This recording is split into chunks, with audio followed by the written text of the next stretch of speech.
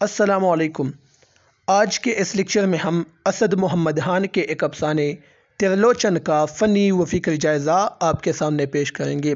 فنی جائزہ، ظاہر بات ہے کہ افسانہ پڑھنے کے بعد ہی پتہ چلتا ہے کہ اس کا فن کیسا ہے، کس طرح یہ افسانہ لکھا گیا ہے، اور فکر تو جہاں تک اس افسانے کی بات ہے تو اس میں ہندو دیومالا کو پیش کیا گیا ہے۔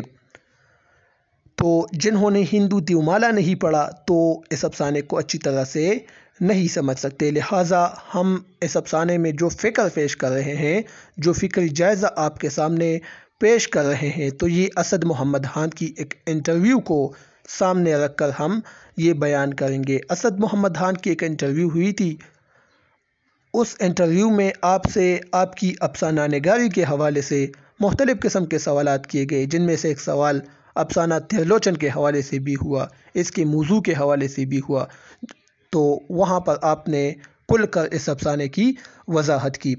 تو پڑھتے ہیں اسد محمد خان کا مختصر تعارف پہلے پڑھتے ہیں۔ اسد محمد خان 1932 عیسوی کو بھوپال میں پیدا ہوئے۔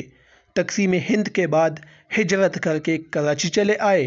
ابتدا میں گیت اور نظم کی طرف رجحان رہا، یعنی ابتدا میں نظمیں کہتے تھے، گیت کہتے تھے، لیکن جلد ہی افسانے کی میدان میں قدم رکھا اور اس میدان میں خوب نئے گل کھلائے۔ آپ نے پہلا افسانہ باسودے کی مریم لکھا، جس کو ادبی حلقوں میں خوب پذیرائی ملی۔ اس کے بعد بھی آپ نے تسلسل کے ساتھ کئی مقبول افسانے تخلیق کیے، جن میں سے ایک افسانہ ترلوچن بھی شامل ہے۔ ذیل میں اس افسانے کا فنی جائزہ پیش کیا جاتا ہے، یعنی سب سے پہلے فن پر بات کرتے ہیں، اور فن میں پہلے نمبر پر ہے پلاٹ۔ افسانہ ترلوچن پلاٹ کی تعریف پر پورا اترتا ہے۔ پلاٹ کی تعریف کیا ہے، اس پر میں نے ویڈیو بنائی ہے، آپ پلے لسٹ میں جائیں، وہاں پر اردو ادبی اصطلاحات اس حصے میں آپ دیکھیں تو پلاٹ کو میں نے مثالوں کے ذریعے سے سمجھانے کی کوشش کی ہے۔ تو اب افسانہ ترلوچن کی جہاں تک بات ہے تو یہ پلاٹ کی تعریف پر پورا اترتا ہے۔ سارا افسانہ بیانیہ انداز میں ہے۔ مصنف نے پہلے افسانے کے اختتام کو پیش کیا، پھر کہانی کو واپس آغاز کی طرف لے آتے ہیں، اور کہانی پھر دوبارہ اختتام کی جانب تسلسل کے ساتھ وہ اس کہانی کو دوبارہ اختتام تک لے جاتے ہیں، اور آخر میں افسانے کو ختم کر دیتے ہیں۔ اس پوری کہانی کو پیش کرتے ہوئے افسانہ نگار نے اپنے فن کا ثبوت دیتے ہوئے تمام واقعات اس طرح پیش کیے جس طرح کی ایک لڑی میں موتی پروئے جاتے ہیں۔ کردار نگاری۔ اس افسانے کا مرکزی کردار عین الحق ہے۔ عین الحق کے معنی ہے حق کی آنکھ۔ افسانہ نگار نے اس کردار کے ذریعے سے ہندو دیومالا کے ایک دیو شنکر کی عکاسی کا کام لیا ہے۔ عین الحق تمام دنیا میں امن پھیلانے اور اس دنیا میں رہنے والے تمام انسانوں اور حیوانوں کے دکھ ختم کرنے کا خواہشمند ہے۔ اس مقصد کے لیے وہ ایک فہرست بناتے ہیں، جس میں وہ تمام لوگوں کے مسائل اور ان کے حل کے لیے اہم فیصلے صادر فرماتے ہیں۔ افسانے کے آخر میں یہ فہرست کوئی کتے کی موت چرا لیتا ہے، جس پر عین الحق غصے میں آ کر اہلوک، پرلوک اور دیولوک تینوں کی ڈوریاں زمین پر مار کر اپنی تیسری آنکھ کھولی اور تینوں لوک جلا کر خاک کر دیے۔ یعنی جب اس کی فہرست کوئی چرا لیتا ہے، وہ فہرست جس میں انہوں نے تمام لوگوں کے مسائل لکھے تھے اور ان کا حل کیا ہے، وہ حل بھی انہوں نے اس فہرست میں لکھا تھا، تو کوئی کتے کی موت اس کو چرا لیتا ہے، اس فہرست کو، تو پھر یہ غصہ ہو جاتے ہیں اور تمام اہلوک، پرلوک اور دیولوک، یعنی دیو، انسان اور جتنے بھی لوگ ہیں، ان کی ڈوریاں زمین پر مار کر اپنی تیسری آنکھ کھول لیتے ہیں اور تینوں لوگ جلا کر خاک کر دیتے ہیں، یعنی تمام دنیا کو یہ راکھ کی ڈھیر بنا دیتے ہیں۔ عین الحق کے علاوہ باقی تمام کردار ضمنی کرداریں ہیں، جن کے صرف ناموں کا ذکر اس افسانے میں کیا گیا ہے۔ ان میں بورے خان، شیر زمان، ہیڈ کانسٹیبل کی بیوہ رقیہ اور خمیرہ شامل ہیں۔ مکالمہ نگاری۔ یہ افسانہ چونکہ بیانیہ انداز میں ہے، اسی وجہ سے اس میں مکالمہ نگاری ناپید ہے۔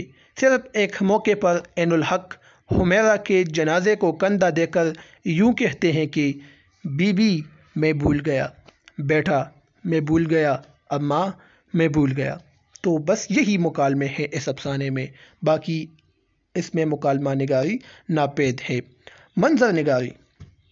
منظر نگاری افسانے کی جان ہوتی ہے۔ اس کی بدولت افسانہ نگار اپنے نظریات اور خیالات کا اچھی طرح سے ابلاغ کر سکتے ہیں، یعنی جب کوئی بات کرتے ہیں اور اس کے ساتھ منظر بھی بیان کرتے ہیں تو اس سے وہ اپنے بات کو اچھی طرح سے قاری تک پہنچا سکتے ہیں۔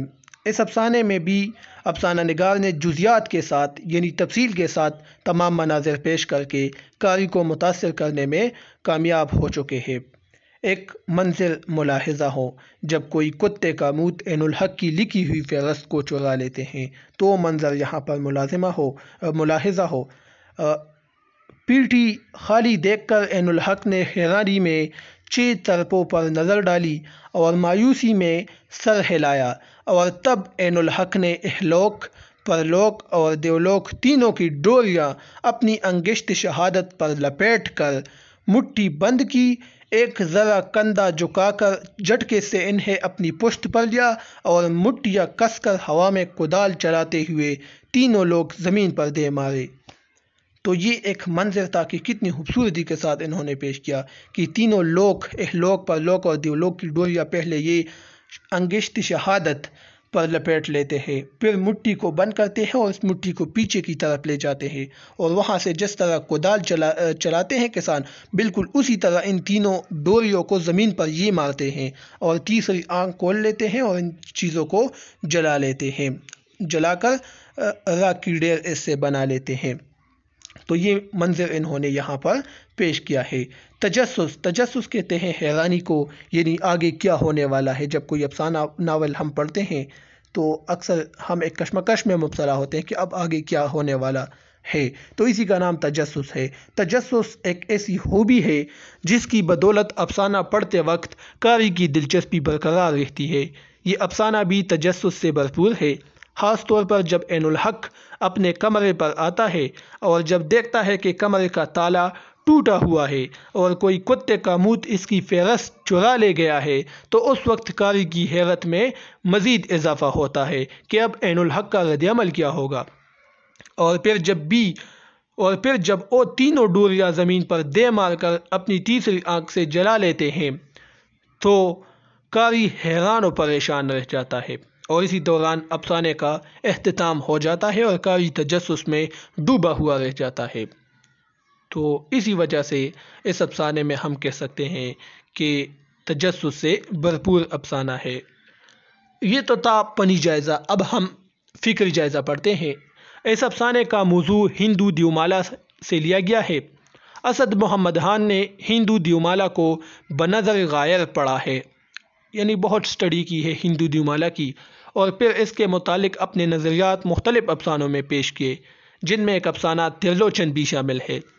اس افسانے کا مرکزی کردار عین الحق ہے، جو کہ ہندو دیومالا کے ایک دیو شنکر کی عکاسی کرتا ہے، یعنی شنکر ہندو دیومالا کا ایک دیو ہے۔ اصل قصہ اسد محمد خان نے اس شنکر کا ہی بیان کیا ہے، اور اس افسانے میں عین الحق کو اس کام کے لیے چنا گیا ہے، یعنی عین الحق اصل میں شنکر ہی ہے۔ شنکر ایک بہت بڑا دیو ہے جس کی 3 آنکھیں ہیں، یہی وجہ ہے کہ افسانے کا عنوان بھی ترلوچن ہے، یعنی 3 آنکھوں والا۔ شنکر تمام دنیا کے لوگوں کی مدد کرنا چاہتے ہیں اور بانسری بجا کر ساری دنیا میں امن پھیلانے کا خواہش مند ہے۔